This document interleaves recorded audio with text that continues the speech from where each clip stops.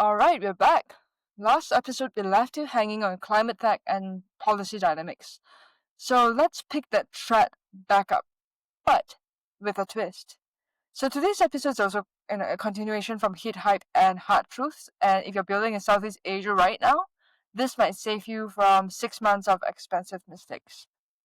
Yeah, so just to reiterate kind of the intro that we gave last time around, which my fault that we had to stop. I was traveling, doing it from a hotel, and internet just basically decided to not cooperate. But anyways, three segments, three themes. We were talking about heat, which is essentially how the tropical weather can really damage hard tech, and in that one particularly, we were talking about battery performance, which really makes you rethink hardware in general. Now we're getting into hype, which we're focusing on the autonomous vehicles that, it sounds flashy, it sounds futuristic, it sounds like a different playbook. But the reality is, which we're going to get to, is that it's coming to a city near you, which is the topic of today. And then the last one is the hard truths, which is taking some of the Carta data that they just recently released and talking a little bit more detail on who's getting funded, who's not, how big, and how that makes the difference.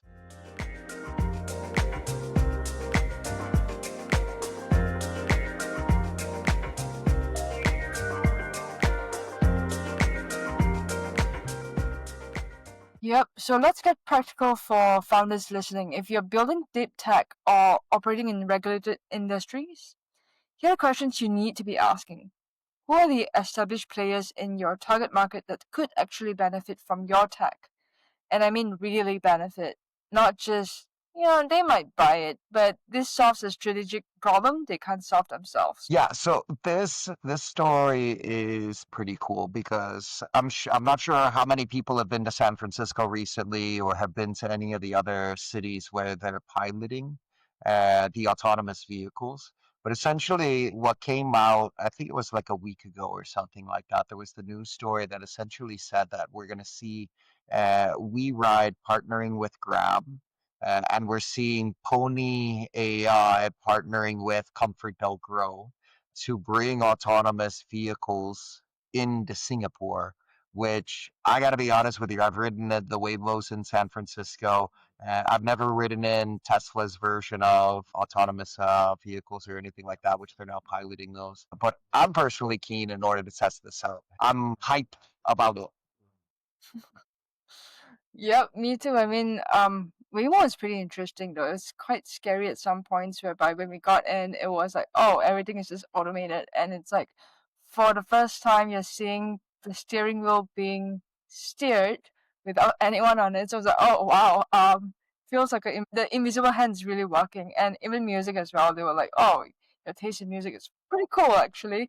They had Beatles to start with. So pretty resonated with both our old souls kind of wavelengths. But I'm just curious about how they're gonna really do it in Singapore. I mean, Singapore seems to be like the good test bed to get it on, given it how small it is, and how we've been talking about Singapore. There's a lot of government support, and how everything is pretty black and white. There's ease to do business and whatnot, and they do get a lot from partnering with you just beyond access to the product. Because if you're just a vendor, there's not much of leverage. But if you're a strategic partner solving something existential for them, suddenly the relationship dynamics might just completely change. Yeah, no, it is interesting. I mean, you're looking at this and seeing the partnerships end up happening. You're not just seeing a player come in and put it straight in. The stories that I read didn't go into all of the specifics in regards to like the structure, et cetera, et cetera. It just kind of highlighted what that they're going to be partnering up. But I do find it interesting how instead of as in other circumstances where we're seeing autonomous vehicles, they basically kind of guarding the secrets of the technology and kind of going a little alone. Here in Yeah. this instance, we're seeing them actually partner up. You got Grab, who has massive amounts of data because of the app, because of operating there. They've got their maps, they built all of that. ComfortDelGro as well. They have massive amounts of data because they weren't caught lagging when ride hailing came into their market, even though they're the biggest taxi operator. They really did actually evolve with the ecosystem. So they're also partnering Mhm. and trying to push this forward. I'm not sure the dynamics on either of these, how much of their fleets that they actually own, and how Yeah. this would actually end up being implemented. But the data component, I'm sure, makes a big difference because they already have the streets, the routes, the traffic, lots of information that should end up being useful for the deployment of this partnership. I'm just going to pause that for a bit. Like, think about it for that for a second. In the US, the AV playbook has been very much we built the tech and we built the service. And like, for example, Waymo created Waymo One. Cruise tried to run their own ride-hailing network, eventually partnered with Uber and others, but that came after years of going solo. And how did that work out? Well, Cruise literally got shut down in SF after their car started causing traffic problems, and in one infamous case, dragged a pedestrian. And Waymo has been a bit more successful, but they face constant regulatory battles, public skepticism, and operational challenges. I'm just trying to play devil's advocate here because, I mean, there are pros and cons, right? So I'm just trying to show you a span and it works here. And meanwhile, Singapore looked at that playbook and said, no thanks, we'll do this differently. And the LTA, Land Transport Authority, didn't just approve AV trials, they orchestrated them. They invited proposals, selected winners, and basically said, you can't play in our sandbox, but you play by our rules and with our chosen partners. Mm. So, and this strategic partnerships make sense. Grab, like you said, has a database, and plus WeRide, the app infrastructure, the local market knowledge, and regulatory credibility. Grab has been here since the last 10, 15 years now, I think. And they've been operating in Singapore for years, and they understand how to navigate the local regulations, customer pref, cultural sensitivities compared to, Uber, who has been pretty much breaking things all around and using regulatory as their stronghold. And WeRide, on the other hand, brings the autonomous driving tech. They are a Guangzhou-based Mm. company that's been testing AVs in China for years. And they've got partnerships with major automakers, and they recently went public. But the thing is, they don't know Singapore. They don't have the local customers, and they don't have the regulatory relationships. So I think partnering with Grab gives them that instant access to all of that. Singapore is definitely leading the charge in this. But one of the things that I'm a big believer in the future of autonomous vehicles because I do think that humans are inherently not good drivers. We're not predictable. Humans are reckless drivers. There's drink driving. There's all of these different problems that go on. Yeah. Not least the random person that's backing up on the highway because they missed their exit, which does happen here in Malaysia where I live. Um, but there is a challenge. I mean, the technology is still not perfect presently. And so we will end up having this inherent aspect where I'm sure people have seen some of those social media videos where they're trying to test the full self-drive of different vehicles by like throwing things in front of it randomly on the road or like trying to test it out. Or you've had these instances where like flaws have appeared, but if we don't start somewhere, we'll never end up getting to the end goal. And the funny thing about uh, self-driving and autonomous vehicles, in my opinion, is the interim phase to the end goal is harder than the end goal, in my opinion.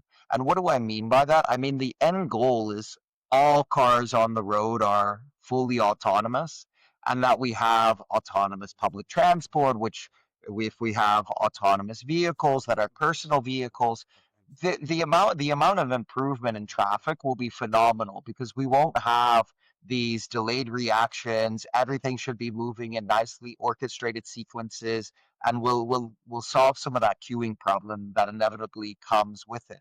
But the interim period is we can't just like switch the dial and remove humans off of the road. The interim period we have humans. And as I already said, humans are less predictable in their patterns of behavior. Singapore is actually a great place to test things out because people are a little bit more rule following. You don't have the Yeah. random jaywalker that's going to be darting across the street. They actually go to the zebra and wait for the light most times, unless they're Mm-hmm. visiting from someplace else. Mm-hmm. I haven't been one of them. Oops. Yep. I think, yeah, I do agree on that. I mean, even where they're piloting it in Punggol, it is perfect for this. It's a newer town. It's planned with technology trails in mind. You've got to the Punggol Digital District, which is known by the entire Singapore. It's the next tech town, smart infrastructure, and a population that's generally tech savvy and open to innovation. Plus, it's geographically contained. You're not trying to solve autonomous driving across Singapore all on day one. So it's very phased out. And they're, Singaporeans being, I guess, Asians, they're being incredibly cautious about the rollout. Initially the shuttles will have safety drivers. They'll operate during the off-peak hours. So I think this is addressing to your human element in it. They'll be operating during off-peak hours, 9:30 to 5, avoiding rush hour chaos. The routes are pre-mapped and controlled. And this isn't move fast and break things. It's move smart and don't break anything. But the thing is, here's another angle that I'm gonna put out across to you. Like, look, we had ChatGPT. Right? So ChatGPT was pretty good at the first rollout. Everyone was using it, high adoption rates. And then came another layer to it. ChatGPT had hallucinations. And Mm, compared to ChatGPT and autonomous vehicles, right, the risk of life loss, it's definitely higher in autonomous vehicles because there's bound to be, at some point life's going to be lost if it's not done properly, compared to ChatGPT whereby, you just need information and you can cross-check to Google or whatnot. So my question is, if the tech is not right, could perhaps that could be a problem whereby we are looking at higher incident rates due to the technology, and it may be counterproductive, may be counterintuitive from the initial goals of, being. I mean, I am optimistic like you are, but it's just sure. that there's this one element of additional layer I, that it's worth thinking I about. get it. You Yeah, know. it's the what if it goes wrong. But Yeah. so far, what's been happening is that most of the implementations, they're Yeah. constrained use cases. Same situation Right. here. It's a constrained use case.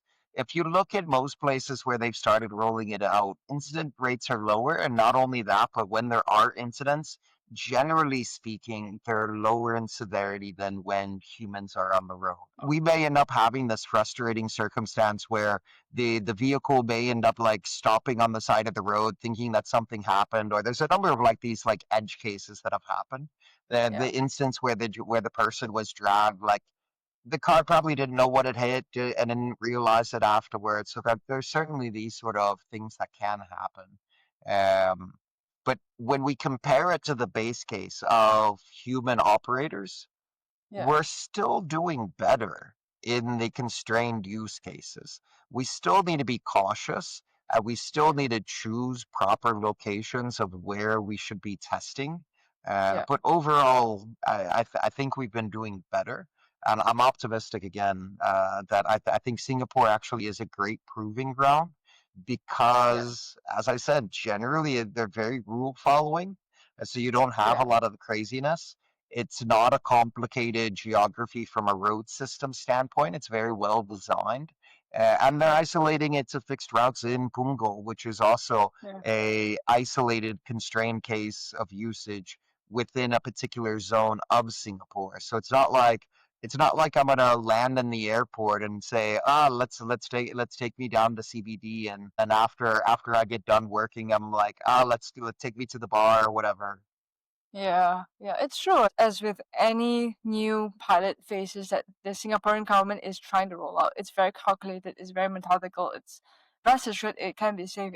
It's still a good way to do it. And again, on top of that, there's also a brilliant cultural localization aspect here as well. Not if Pony.ai had just shown up with Chinese autonomous vehicles, there might have been some public skepticism. But then, foreign tech with unfamiliar companies, concerns about safety and data, but when it's Grab new shuttle service or ComfortDelGro smart buses, suddenly it feels all familiar and trustworthy. It's one way to really just penetrate the local market, and I think it's a very strategic move. And it's like opening a fusion restaurant with a celebrity local chef. The concept might be foreign, but the face of it is someone the community knows and trust. And I think that builds trust again. And from a regulatory perspective, again, the Singaporean government is doing it right, gets to maintain control while still encouraging innovation. They're not just approving A/B tests and hoping for the best. They are actually actively orchestrating how this tech gets introduced and ensuring it aligns with their broader smart city goals. You can't. Yeah, Singapore exactly. government is. Singapore makes the Yep. perfect testing bed. Yep. Yep. And I read that the LTA officials actually traveled to China to see WeRide and Pony.ai's operations firsthand before approving the partnerships. So that's, to their credit, that's due diligence, but it's also relationship building. And by the time these shuttles launch, the regulators won't be surprised by the tech. They'll be informed partners in this deployment. It should be interesting. I'm curious on who's supplying the cars, who's going to be like the Mm, owner operator of the cars. Are yeah, these as we ride in Pony? Are they just coming in with the tech in order to retrofit the vehicles? How I'm quite curious on how the form factor of how this will actually end up working is. yeah, I'm assuming that when it does get up and running, that I can order it through the app. Are they going to have another option in regards to like, do I want like the just grab, or do I need the six-seater, or do I want the autonomous? I think that they are, in Singapore they have the option for EV versus non-EV. yep, yep, yep. There's that too. So maybe it's going to be an option of EV slash AV. Maybe I could Yeah, get an AV that is an EV, yeah, or maybe I should just stop possibly. using the acronyms because I'm starting to get carried away. Yeah, and even but even then, drivers, as you have experienced, they're pretty quiet too. So it's like, Yeah, um, I don't know, not much of a difference in a way. It's just that there's human, but then the human touch is still there. It's yeah, just that it's more unpredictable, like you said. Because yeah, yeah. sometimes I feel I get a shock of my life, and I'm sitting in Grab drivers. They just stop out of nowhere, and it's quite scary at that point. Yeah, And so, some of yeah, them. But to be honest with you, Singapore probably has the most polite drivers in all of yeah, Southeast Asia. So like, yeah, and it's clean. and It's a it's very clean clean. car. Yeah, The cars yeah, are always clean. I always wonder when I get into a Grab in one of the other countries of Southeast Asia, and I always do like not the basic level. I do one of the two tiers up from that. So like I pay a little bit more for the nicer car, all of yeah, that, and then I get in, I'm like crumbs all over. The car's a mess. yep, It's like 15-year-old car. I'm like, who's vetting any of this stuff? Anyways, exactly. that's a completely separate tirade from the Yeah. topic of conversation, which is the autonomous vehicles. I am quite keen on that. One more thing I think is worth noting is that even during my experience with Waymo as well, we were pretty surprised that it stopped in the middle. It stopped at the zebra crossing and Hmm. allowed the people walking as well. So that was pretty cool to see that they are able to sense that as well. So it's very people friendly too. So I mean, it has my vote for sure. Yeah. Just curious to see how it's gonna pan out.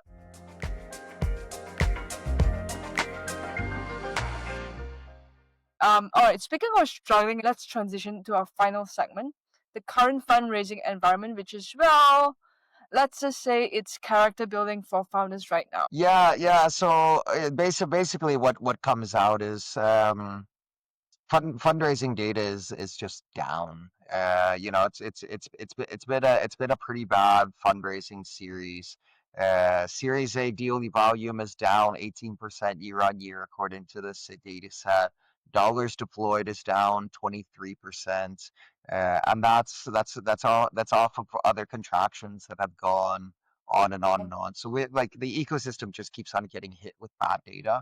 I think there was another report earlier this week that we're Right. recording this, and that said that we're back to 2016 levels in Uh, Southeast Asia, yeah. Yeah, which I read that. Yeah, yeah, yeah.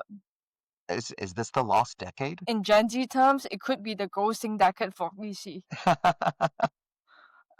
Really, because it's like that's what Series A funding feels like for a lot of founders right now, right?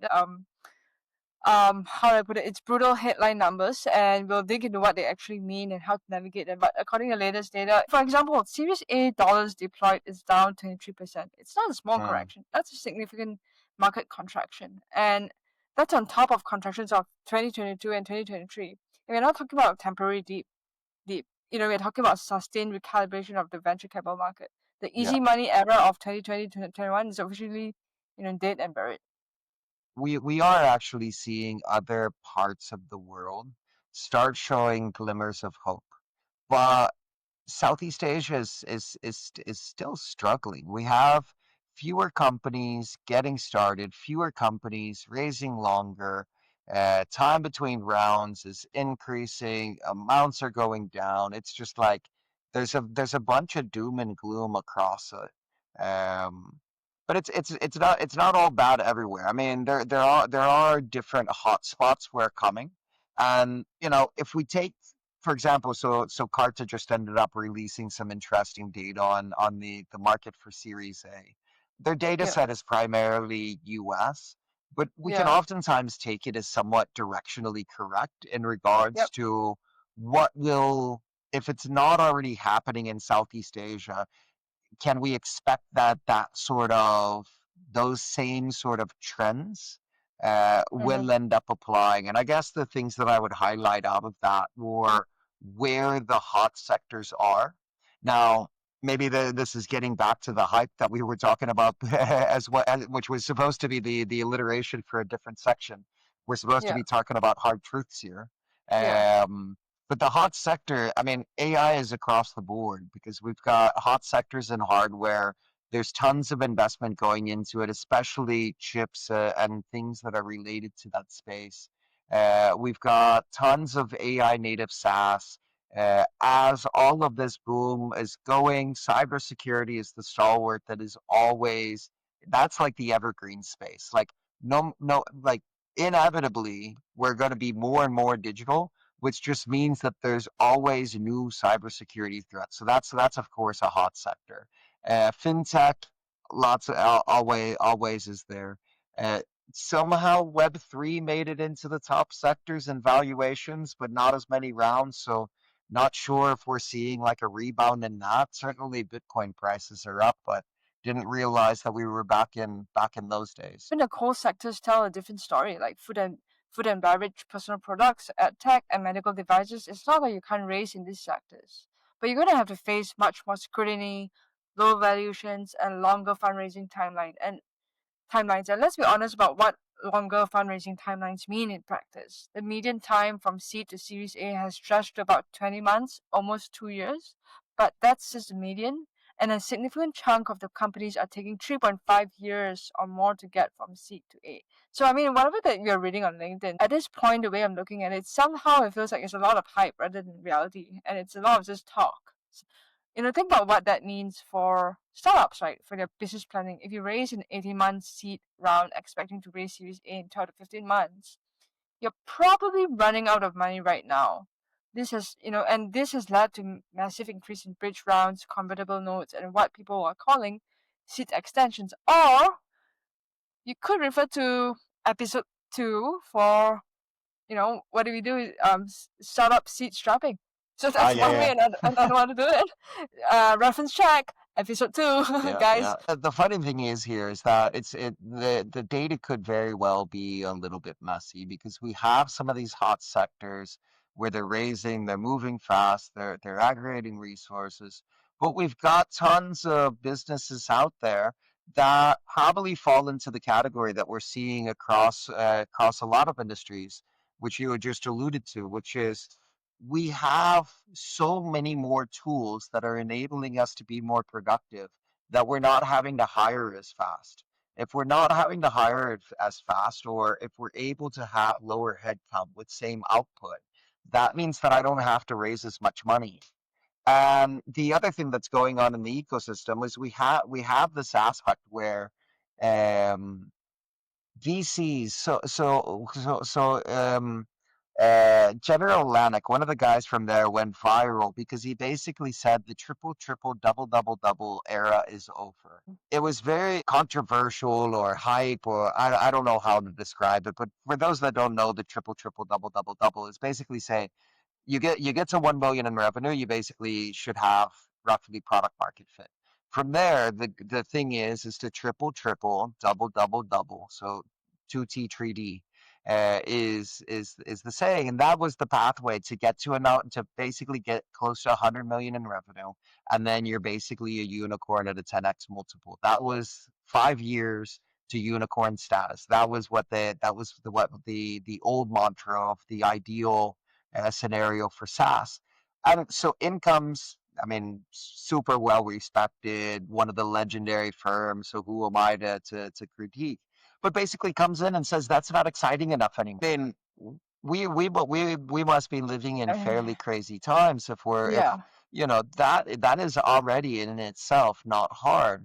But now that we yeah. have a number of companies that are riding the initial wave where they're 10x, 20x revenue within short periods of time, hitting 100 million ARR in basically no time at all, it's starting to get pretty crazy out there. Yeah, I mean, you're right. Like perhaps if you really think about it on the flip side, this correction might actually be good for the ecosystem long term. I mean, it's forcing founders to focus on the fundamentals, really going back to basics to the initial playbook and not just being all crazy in the 2020 to 2021. But I think again, that period itself was compounded by COVID. The Yeah. work from home, remote working, it's all about you want numbers, you want results, and now it's like things are back to normal again where VC has somehow recovered from that hype, and now Mm. it's just that companies that can survive and thrive in this environment are going to be much stronger when the market inevitably turns around, and they'll have better discipline, stronger business models, and more sustainable growth patterns. And you can't ignore the emotional and practical toll that again this is taking on founders, because Mm. there are also many Gen Z founders that are coming up like, oh, this is an easy way to make money, but it's not. Like, hey, reality check, it's not. Fundraising rejection can feel deeply personal. I mean, as with any other rejections, right? It's not just fundraising, but it can be any form. And especially when you're passionate about what you're building, even the rejection is double whammy. And extended timelines mean more stress, more personal financial pressure, and more team uncertainty. So for in the Southeast Asia context, I do think that the correction is necessary because we ended up getting into a cycle of just way too frothy, way too bubbly, and Mm, it just got way ahead of the development of the rest of the economy. yeah, Whether we're talking about the consumer product side, we outstripped the demand in regards to how much consumers were really willing and able to sustain all of the new businesses that were popping out. And the customer acquisition costs got out of control as well. So we need all of that correction. But I'm also hopeful that more and more people will not look at VC fundraising as a badge of honor and a necessary step in order to prove that they have a business. Because well, I'm obviously on the side of the table as an investor, but it's not 100% necessary to raise. Founders should focus on testing, validating, proving that there's something there, demonstrating that. And if you have all of that demonstrated, there's still money out there. It's just that it's become much more risk averse and it's yeah. more choosy than it was previously. We don't have, the person, and for those listening, I'm going to try and do like the throwing the money sort of like hand motion. Fortunately, anybody that's watching YouTube may end up seeing that. But we don't have this sort of like easy money spray and pray. A lot of those players kind of flushed out, so there is still money in the ecosystem. It's just a matter of proving it. And I think we got far ahead of ourselves. And there are still some sod sectors. There are different strategies that are appearing in the market. I am hopeful for the Southeast Asia market. We went through a massive correction. Um, but there's hot markets. I just came back from the Philippines. Lots of interesting stuff going on there. I'm around the region on a regular basis. There is some cool stuff going on, but we need to get back to the early stage. We need to get back to the fundamentals. We need to get back to building businesses that are solving real pain points, and we need to get away from the hype bubble that VC was pumping in. A lot of which was coming from outside of the region as they just kind of helicoptered in, threw money, and said, "Let's copy paste these models." It's a bit like, how you read the news and you always look to the west towards what's going on there, and then things get overhyped. It could be that as well, whereby, especially with the power of LinkedIn, everyone's looking at LinkedIn is another form of news source for me at least now. And a lot of things you get excited is because of whatever that's happening on the other side of the world, like Lovable. There was a major hype on that one, and everyone's like jumping on it, and you get not anxiety. It's not well, it's crazy, but it can be anxiety inducing. It's like, what are you doing alive if things are Mm. not going that direction, right? So there's one of it there. But the second thing, I think it's about being comfortable. Like for founders, they have to be comfortable in their own lane, really just building it as they see fit and pacing themselves throughout. That's when the real product market fit really happens rather than just following the hype. And I Mm. think the third thing is that a lot of things are happening in the region, but there's a lot of demand there. But the government and there's not enough support system to support that kind of demand. Like for example, Singapore's doing really well because like we established this again and again and again in all episodes. There's strong government support. There's a lot of innovation going on that supports the growth within this region. But compared to the other Southeast Asia countries, the government support is not as strong. And that's what I think that's one of the reasons why in terms of the speed of it moving fast. It can't go as fast as Singapore, and Singapore is taking lead in a lot of these sectors. I mean, take for example, if the government support was strong enough, like for example in Indonesia, e-fisheries wouldn't have happened, or at least it would have been discovered earlier to a certain extent. That's how I'm looking at it. But before I think before I go on another rant as well, I think the buck is catching on, Kevin. I think I'm getting it from you now. Um, um, so if you're a founder navigating this environment or thinking about fundraising soon, there are a few strategic frameworks that we thought about and we think you may need to internalize. So I'm gonna start with this one. Extended runway planning. Plan for fundraising to take twice as long as you initially expect. So basically no lower expectations and for the probability of success to be lower than historical averages. If you can, raise 2 years to 30 months of runway instead of 18. If you can't, have a detailed plan for reducing burn if fundraising takes longer than expected. All right, makes sense. Certainly some good takeaways there. That does it for the spillover from last week. Think we've got some exciting things coming up over the next couple of weeks. See you next time. Yep, and if you can't authentically use AI, don't force it. Instead, find another angle that makes you compelling. Maybe you're in a boring sector that others are ignoring, so you face less competition, but if you have exceptional, unit economics, maybe you're targeting an underserved market that's about to explode. So keep at it. And when I say research, really research what companies have they funded recently and what do portfolio founders say about working with them. So till next time, we have many exciting things coming on. Um, I can't really say much because we're in the process of making it happen. So stay tuned and we'll see you in the next one.